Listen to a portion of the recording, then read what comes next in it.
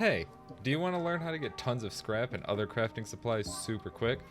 I guess you wouldn't have really clicked on this video if you didn't, would you?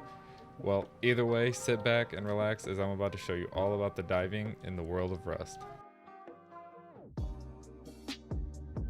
Alright, so to start diving, the easiest way is to find one of these fishing villages. There's two different ones. There is a smaller one that looks like this, and a larger one that looks like this. The only difference between the two of them is the size. They sell the exact same items.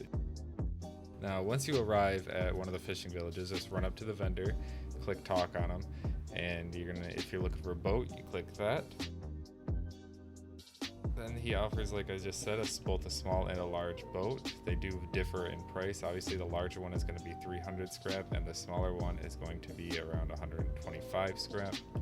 Once you purchase your boat, you will only have a total of 5 minutes to get it and leave. Also, boats can be found along the shoreline. They are very far and few between. So once you've purchased your boat, nobody else will be able to take it, and also nobody else will be able to buy another boat until you leave the vicinity. Now just run over behind him, and the boat should have spawned in right here in this little spot.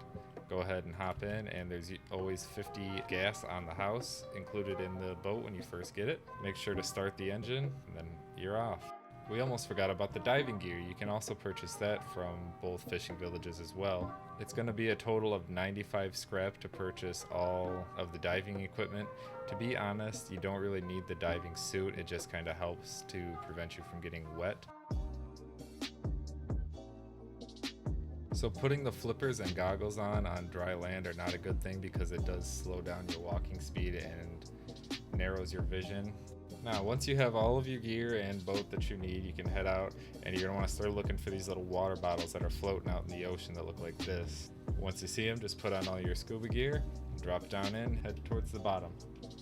Now, once you find one of these water bottles, there's going to be 3 different types of boats.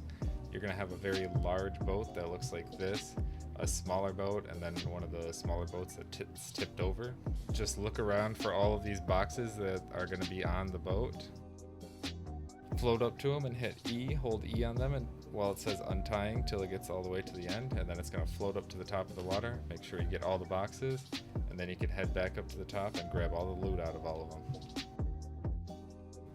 You can find all sorts of stuff in these boxes. You should find scrap, at least a little bit inside every single box. Obviously the bigger boxes are going to have a little bit more items and more scrap, but you can find all sorts of stuff, whether it's crafting materials, clothes, weapons, anything really.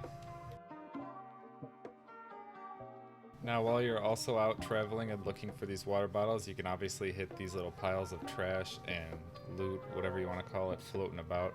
They're going to have tons of barrels and boxes as well where you can find extra gear and goodies. So basically the ocean is just free loot for everyone who just ever gets to it first. So honestly, I hope this helped you out a lot. Please subscribe and like the video if it did. Also, one more thing before I get out of here. We are going to be hosting a Rust competition on our own custom server, Greenland Wasteland.